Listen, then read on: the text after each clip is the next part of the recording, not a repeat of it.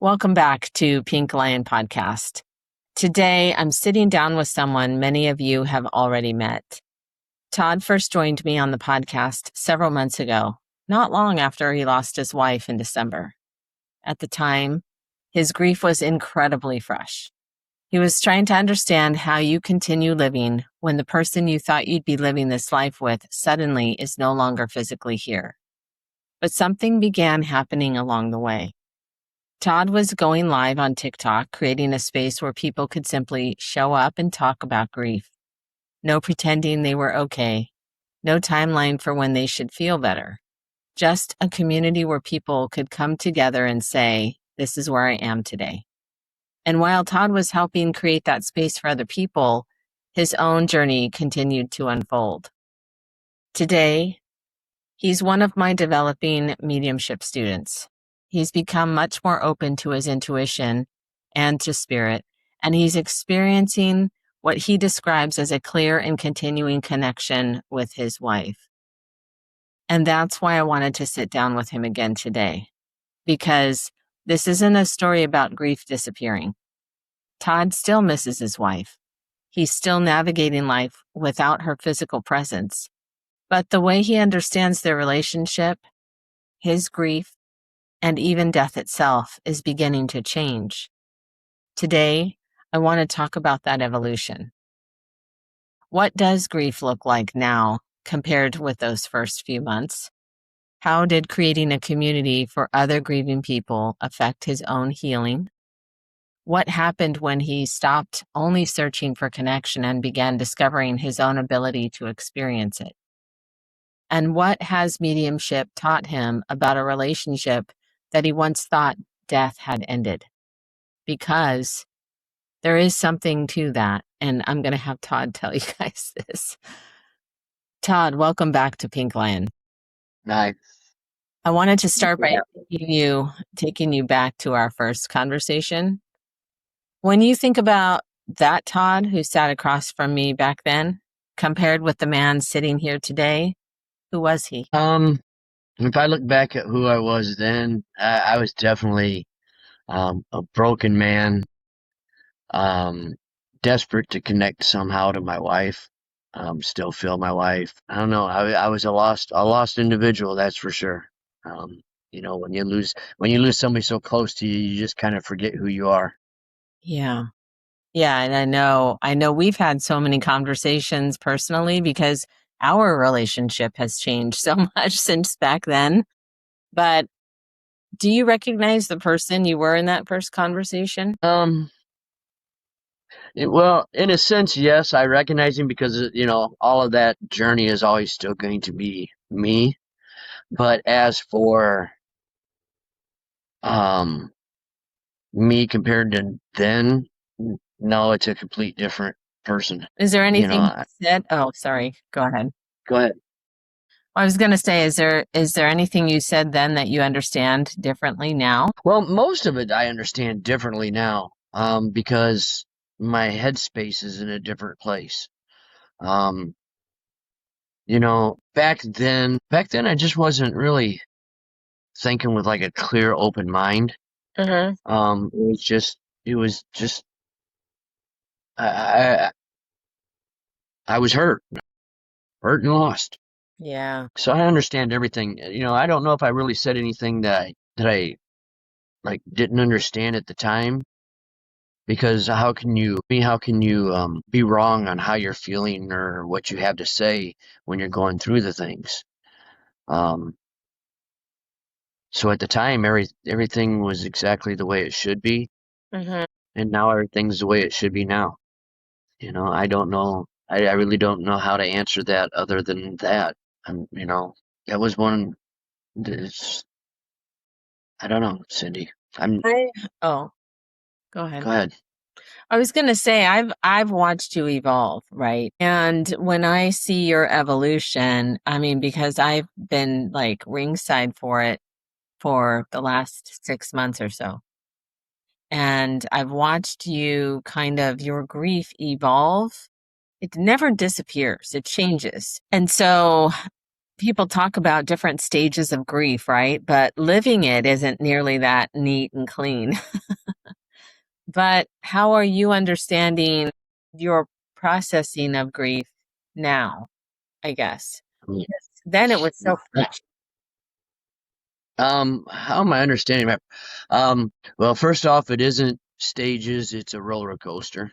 It doesn't go stage one, stage two. When you get out of stage one, you go into stage two. When you get out of stage two, you go into stage three. You can experience every bit of the quote unquote stages um, in any order at any given time of the day.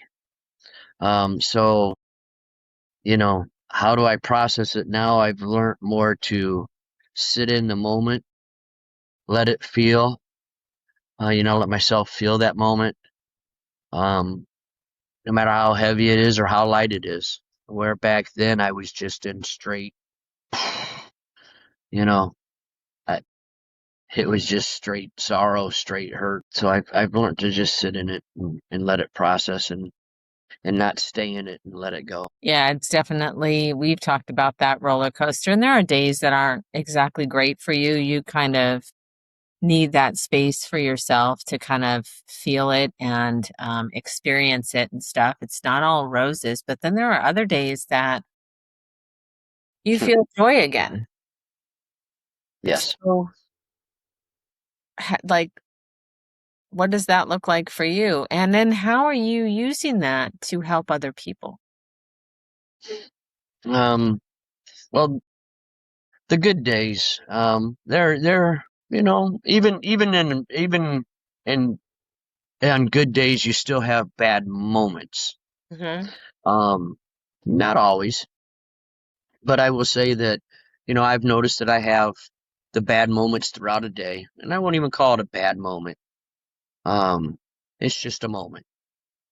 And it's like I've learned to accept the fact that I can still have happiness, I guess. It's a weird concept, when I say it out loud to think of it that way. Um, but like it's okay to laugh, it's okay to joke around. Um, and like the live, and we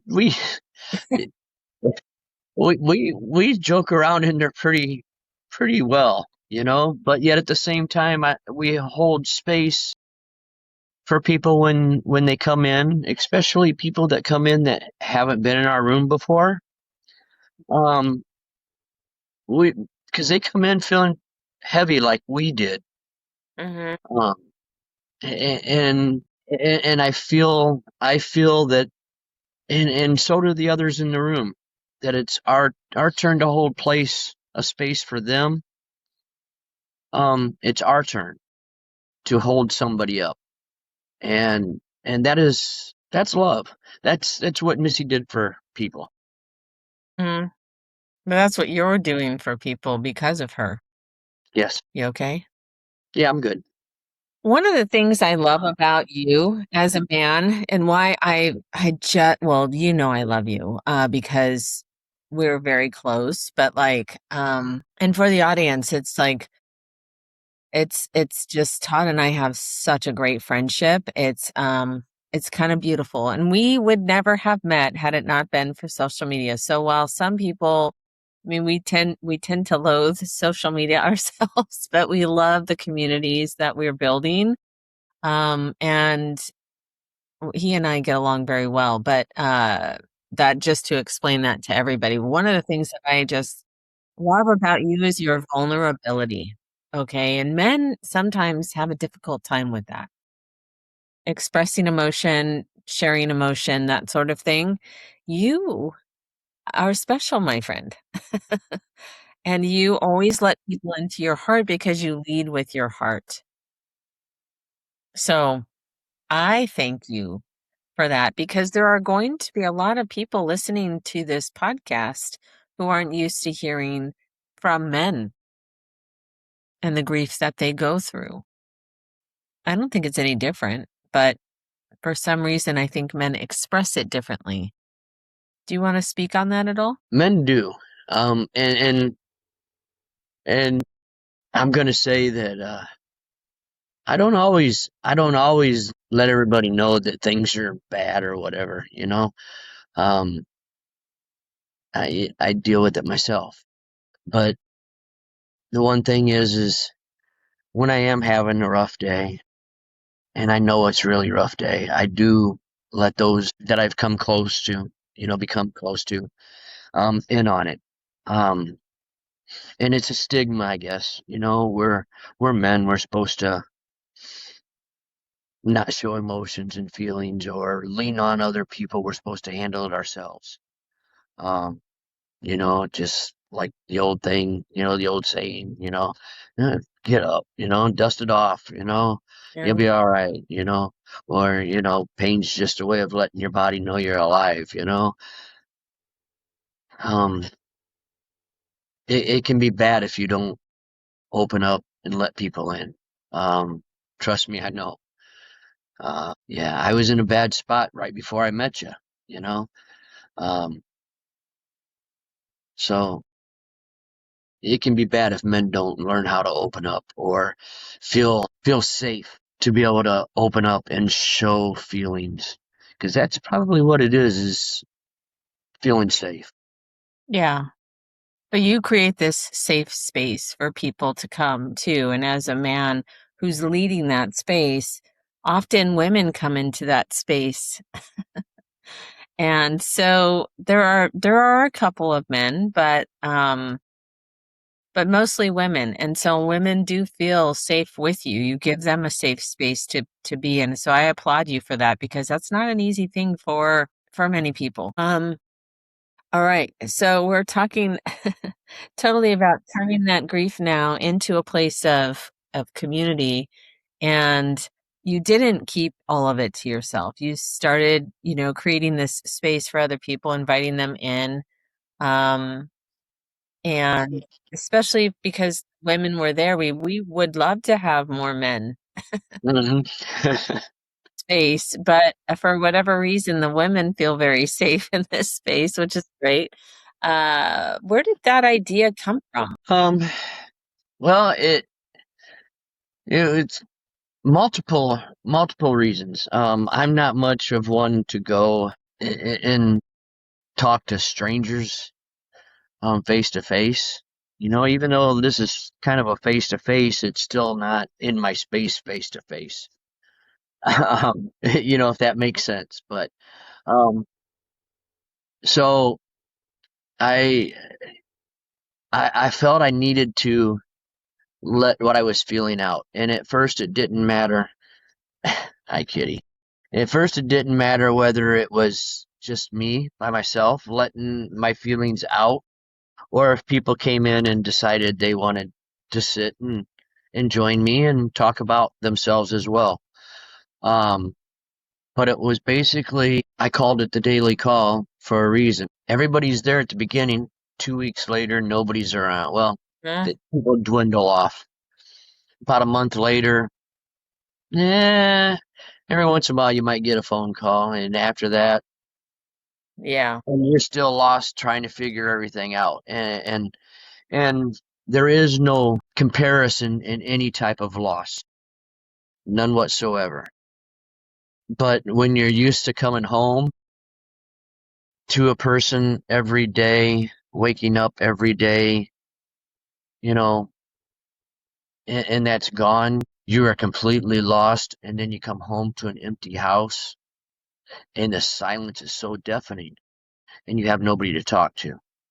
So this gives people a chance to come in, jump up in them little boxes that you know that are there, and be able to speak and be heard, no matter what it's about. Yeah. So that's why I did it, because I had things to say and I knew other people did too. I remember that being a very heavy space at first. I mean, It and was. sometimes it can be, but like a lot of times now, a lot of you, like you've really helped people through the process by just being present, which is very interesting because some days are tougher, but a lot of days now stacked up. I mean, there's a lot of different things happening, and sometimes It's pretty funny. It is always good between pineapples and bananas. Different antics with all of your creatures that are now coming to you. I'm going to pivot to this particular subject. So the space has changed, but Todd has changed. Everyone's changing. Things are happening that are, we'll just say, not normal. Not normal at all. So when this something else started happening, right? I don't think either of us could have predicted when we first talked, you becoming much more aware of spirit. Or maybe that's not true. Maybe you withheld something from me that you were experiencing because you weren't totally sure that it was a real thing that was happening. And maybe you weren't sure because you were afraid. Maybe you were afraid that if you were told that it wasn't, you would lose some sort of connection with her that you were having. This is true. But what happened? Well, basically, I was told by another individual that I could talk to see Missy on my own. All I had to do was just sit back in my chair, close my eyes, and relax, and I could see her, and I could talk to her. And I took this individual's advice. I'm glad I did. And I thank him for it, you know. But there's really no way to truly describe it in any type of, because I've tried. There's no way to describe what I saw in any type of words that I know. Um, it happened it started with this bright light, and it was off in the distance. And it was like, my eyes were closed. I was back. I took the app that I had and covered my eyes. Wait, So this hold on. You're gonna have to repeat yourself because as soon as you said close my eyes, like your whole screen went black. Oh, sorry. I wonder why that happened. Audio and video at the same time. Okay. So basically that's what happened behind his eyes. Wow. I wonder why that happened. Right. Just to give you an experience of what I was doing, I guess. I guess so. But I pulled my cap down. I Mhm. was wearing a beanie, and because it was cold out winter time, and I was out at the cemetery, and so I pulled it down so this way everything was pitch black, and like I said, this white light came in off in the distance, and it got closer and closer, and as it got closer, everything became just bright white. And then a form started to take place. And as much as I want to say it was like a human form, I knew it was human form, but not. And I could make out like Missy's silhouette, but it was bright, still so bright. And even I can make out the hair, but instead of skin, it was like a transparent, like you could almost see through the entire vision that I was seeing. But in place of skin was something that I could only describe in a way that we understand it is like a supernova. Mhm. It was just a bunch of sparkly, what looked like stars and things just going all over, and it was contained within her figure. Mhm. Um, and I did the love, the energy, the just everything that radiated was it's just so undescribable. And even to the point where I watched her through my eyelids sit on my lap across it where she was facing me. and I could feel on my legs the amount of energy that was there. It was just like enough that like every hair would stand if I was probably thinking about my hair, but I wasn't thinking about my hair. I was trying it. Yeah. Yeah, you were taking it all in. It took you by surprise, I'm sure, that Yes. she you this way. So then after I didn't know about that. That had happened before we taped the first podcast episode. I was not aware of that at the time, but because Todd experienced that after speaking, well, after he heard the other medium say that, which is true. We all have the ability to connect with our loved ones. We all have the ability to communicate with them, and they are definitely trying to communicate with us because they don't want us, they don't, although each one of our experiences are individual and we have free will, they want to connect with us for some reason, good, bad, or the ugly, or perfect, love and etc. They want something. So this is interesting. So you started having that experience and then you discovered my lives, and then we started to kind of talk, and I had you on the pod.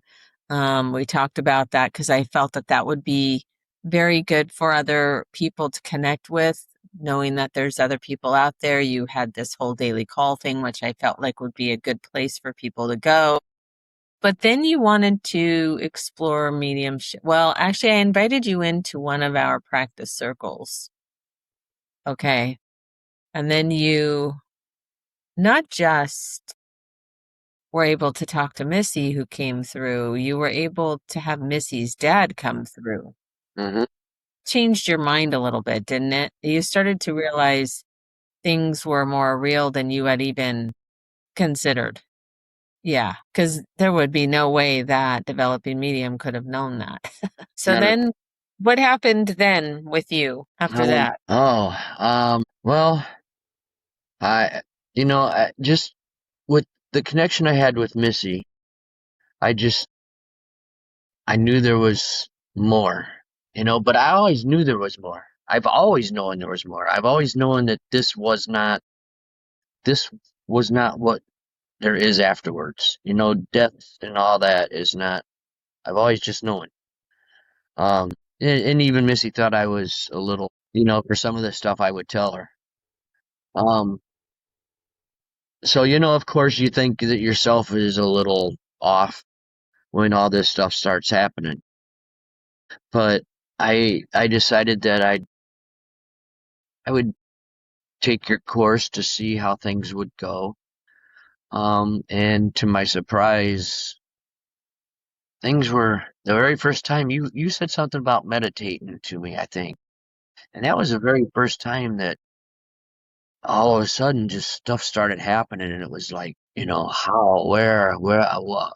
And I would talk to you about this stuff, and it's just, but how do I, it just became one of them things. It, how do I know when I don't even know the person? Right, right. So the courses I've taken, I've stayed in your class, um, and continue to learn and understand things. Um, but there's been a lot of things that's happened, I know including a lot. including my own connections to Missy that I can do on my own. It's not what you want, but it's what you can have. But she lets you know every single day that she is right there. Like it is every single day. So what is so great is him being open, is he's completely created a whole new dynamic in the relationship between the two of them. And in a lot of ways more intimate, don't you think? Oh yeah.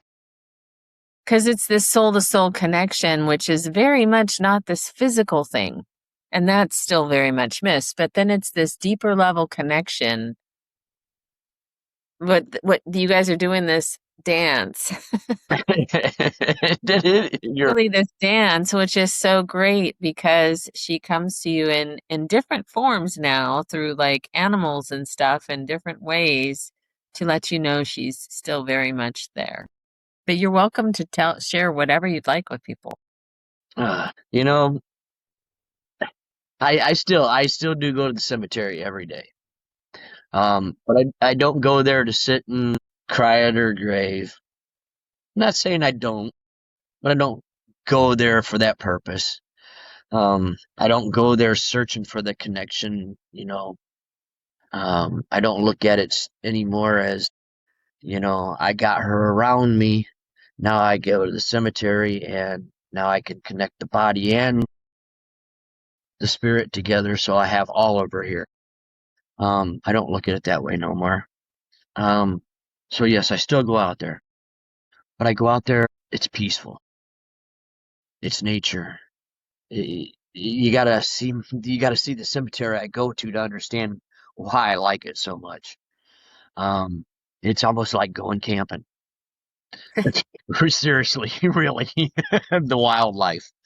Um, but I've had an owl smack into a tree one day.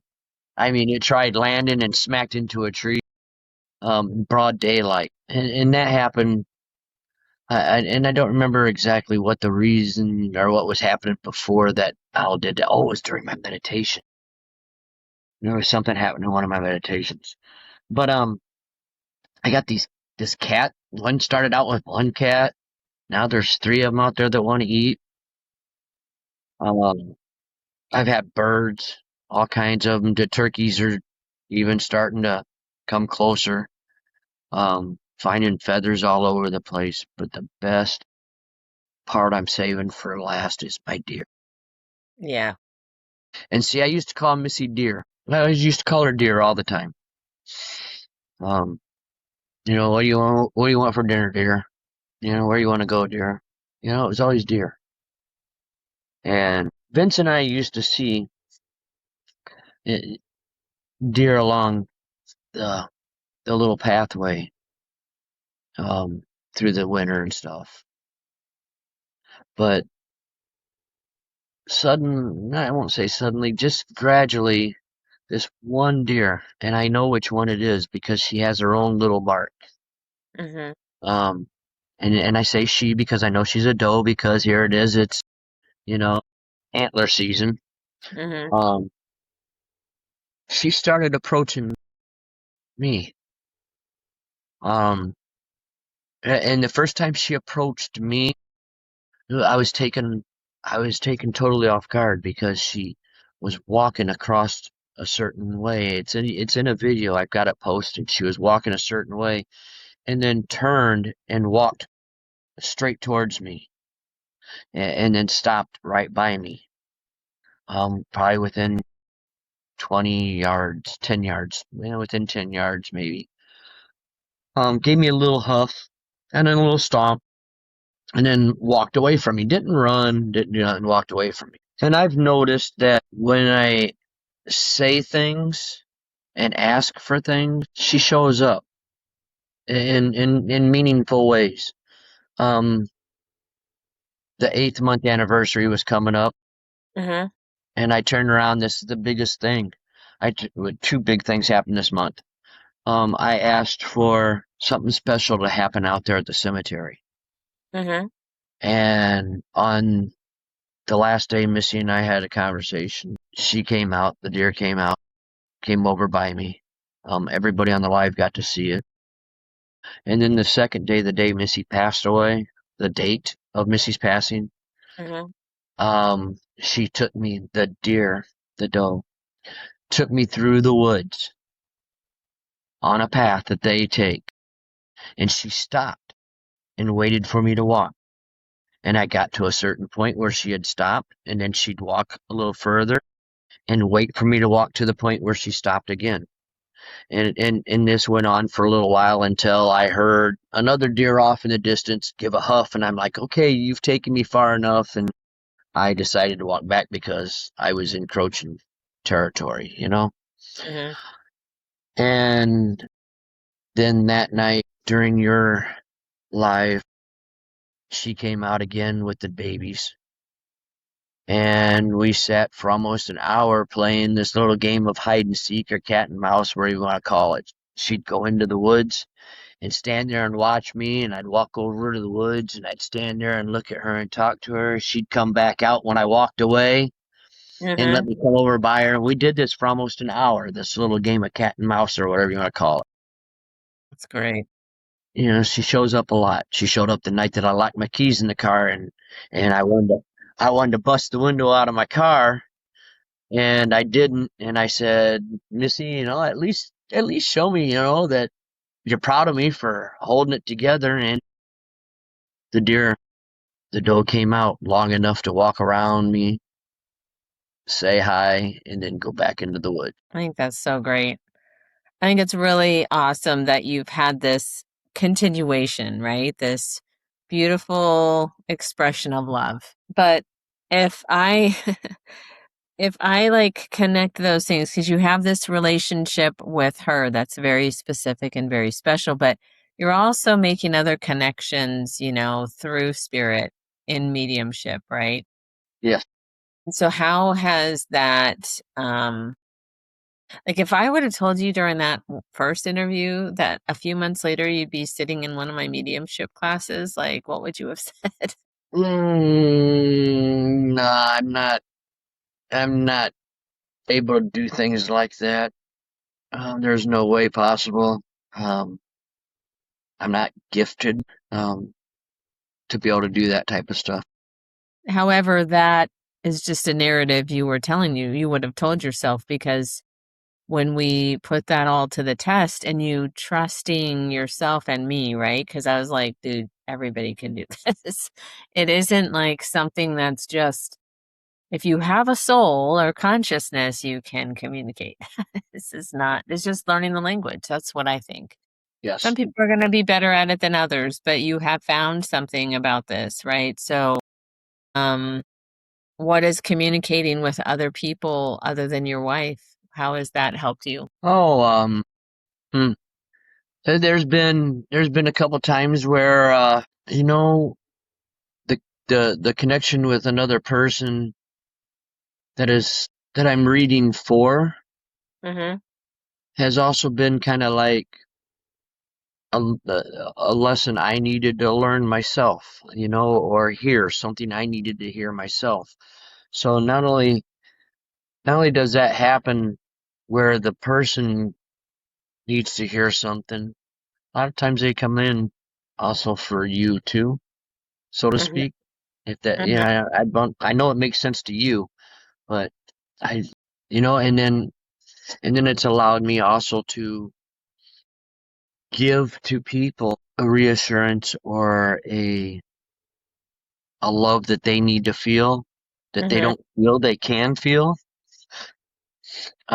So it's allowed me to kind of step through the grieving process in different ways. Mm-hmm. I noticed that, well, I feel like what you were trying to say is that not only am I delivering the messages, but I'm also learning something from it as well, because spirit is the intelligence of the other side is so vast. Like when I do my lives, it's not just for one person. Many people can take the message and apply it to themselves, because that's the intention. They're not just there to help one person, which is kind of interesting. But do you still question yourself at all, or have you learned to trust? uh, well, that's a given. Yes, I still question myself. But at the same time, I'm learning to trust. It's I wouldn't be a human if I didn't question myself. I wouldn't be living this life in this body if I wasn't meant to question. Well, we're supposed to have healthy skepticism. That's like a given. And but the thing is a lot of us, we need constant validation, because it's one so wild that, like, you always want to make sure, well, as a medium, you always want to make sure that you are not going down the wrong path with the information you're interpreting, of course, but you also, we're not supposed to, I don't know, we're conditioned a certain way, I guess, is what I'm trying to say. And so part of that human being is to like not trust people sometimes, not trust certain things. And so when we have to totally surrender to the spiritual world in order to just be open for the information to come through, those things are very difficult to reverse, that conditioning, that human conditioning versus what we're supposed to be doing in order to be able to communicate in a certain way. Mhm. So, what are you learning about mediumship that has taught you about experiences you were already having? I mean, those things can be very validating, but how has it helped you in this way? I think what I'm learning, well, I'm learning a lot, really. I'm learning that the more, I don't want to say open, How about receptive? well, even the more my heart, my is the more I don't, and again, not healed, but the the the more I in the terms that we use, the vibration, Mm-hmm. you know, so the higher I am, the easier it is for me to connect not just with everybody else in a reading or whatever, but it allows me to connect more with my wife. And I don't mean hear her, see her, speak to her. I mean, it allows me to be open more to receive the signs that she gives. Mm-hmm. Um, and that's what mediumship has taught me the most when it comes to my healing aspect. Um, and again, I hate using the word the word healing when it comes to Yeah. um, the grieving process, but it is kind of a healing process. Mm-hmm. So that's one of the things that it has taught me the most is to be open, to receive, um, and that everything is just nothing but love from the other side, and nobody's gone nowhere. Well, they have, but they haven't. It's They're it, still here. Yeah, it's a hard thing to really when you try to wrap your mind around it all, seriously, it's a hard thing to wrap your mind around and be able to explain it to somebody that maybe like watching this and going and trying to explain it to them in a way that they can wrap their mind around it, because it's there. It's there and it's taught me like I'm learning to use my words in more caring ways. So that's why you see me like right now really trying to, Find it. yes, because I'm really trying to, even in my everyday relationships, like at work and stuff, I'm trying to let my words out differently and be more compassionate about my words instead of just straightforward, you know. So there's mediumship's taught me a lot of things and has helped me improve too as well. And so, I don't know, Cindy.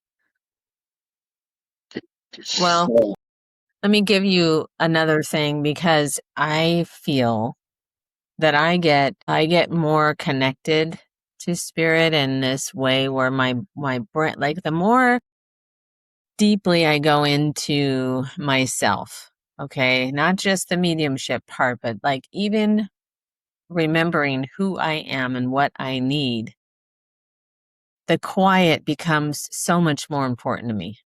So I have no doubt that the more quiet your mind became, or the noise around you, I should say, okay, the noise around you. So when you went to the cemetery intending to show your love to her and be with her, mind, body, and soul, the more you started kind of quieting your life around you, and that's when you became more open to spirit. but also how you returned to self. Okay. That's the vibration that I think you were talking about earlier, is just the returning to self, your true essence.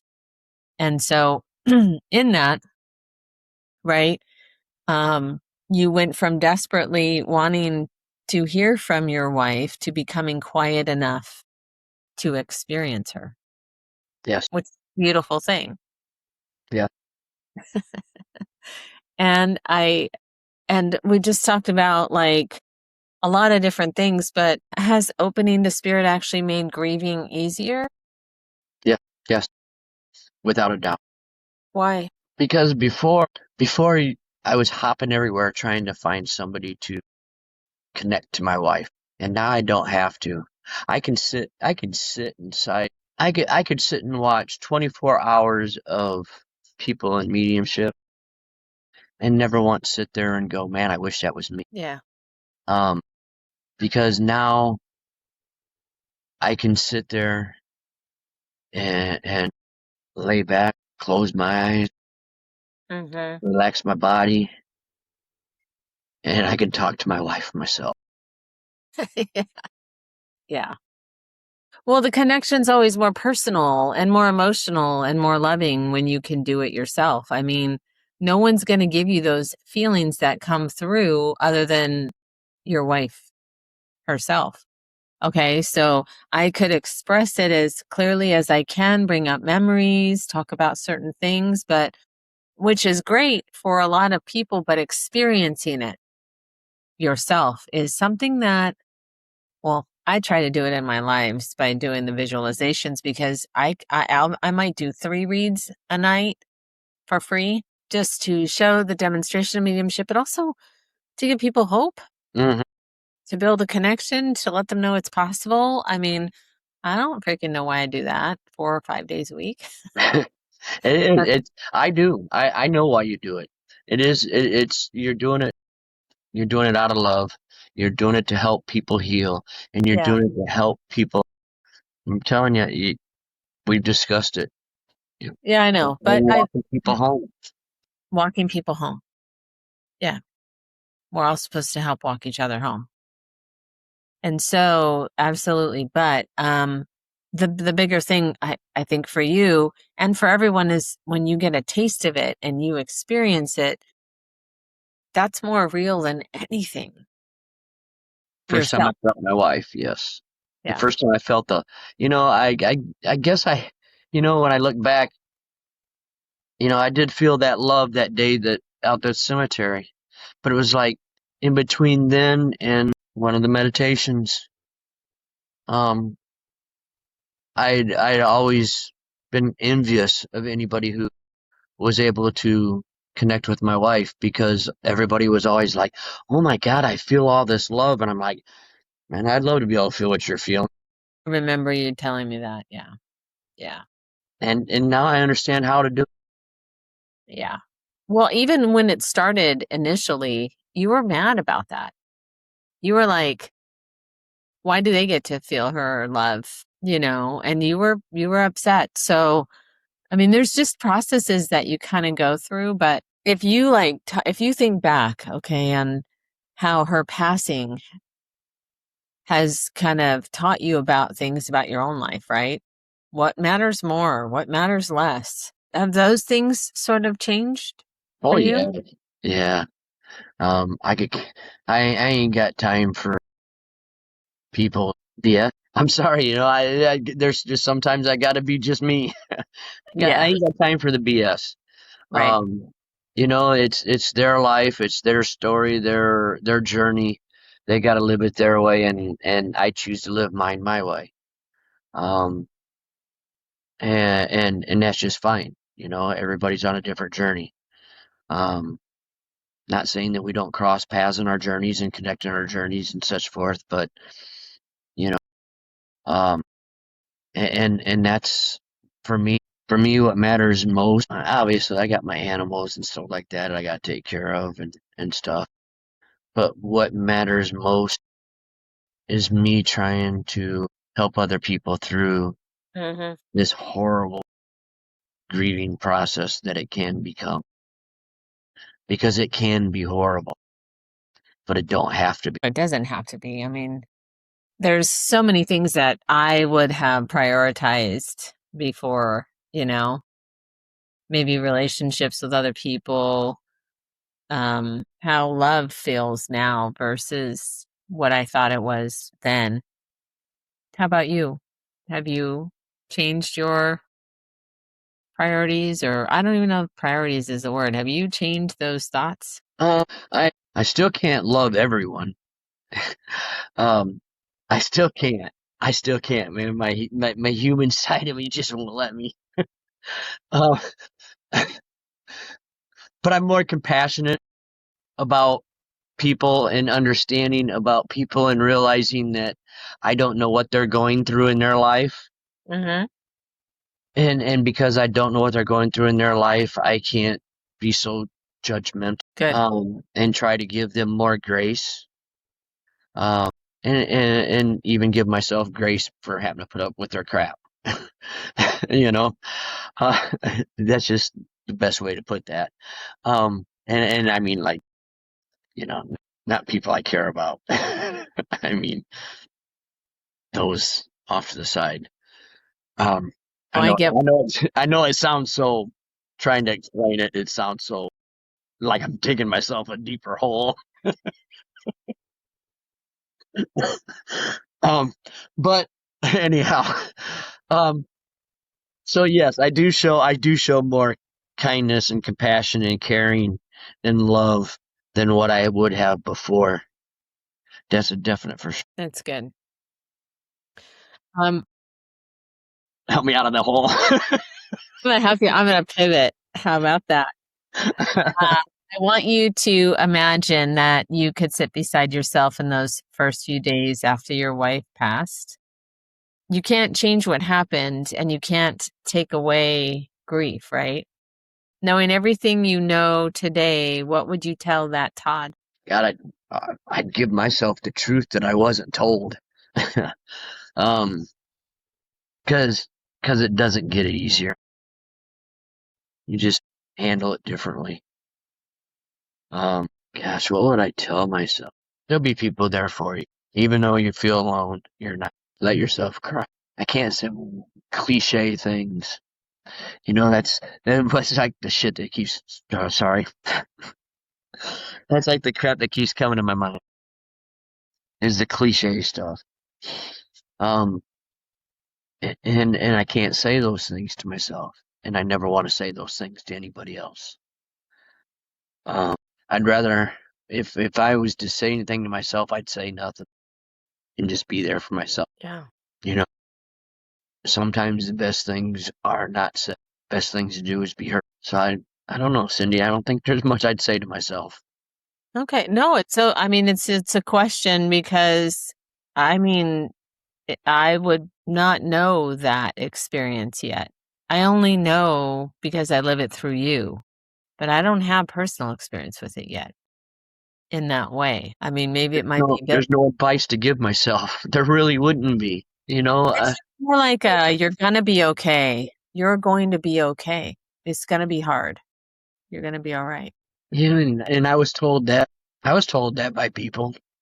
Um, one person, Missy's cousin, as a matter of fact, she lost her husband about 5 years ago. Almost the same way Missy passed away. And the one thing she told me was, and she said, "I'm sorry." And I looked at her like, because she looked almost upset. Mm-hmm. And I said, "What are you sorry for?" And she says, "I'm just sorry, Todd." And I'm like, "Well, you never did nothing." And she's like, "No, I'm sorry because you're going to have to do this journey on your own."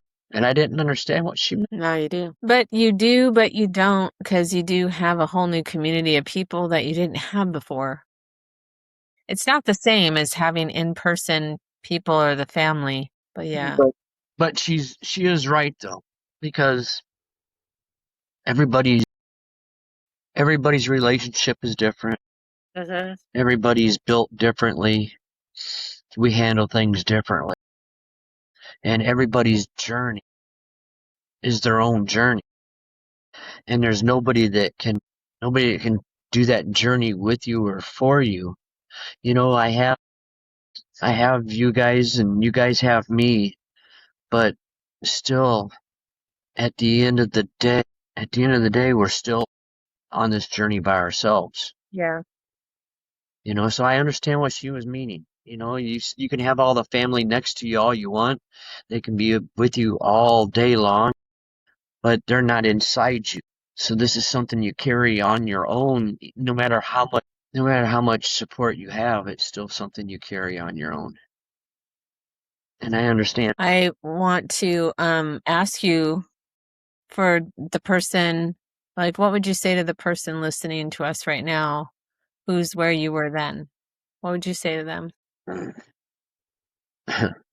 um, there's going to be people that won't understand, and they will try their best to give you kindness and compassion. And because they don't understand, as you give yourself grace for things, give them grace. Understand that they don't understand.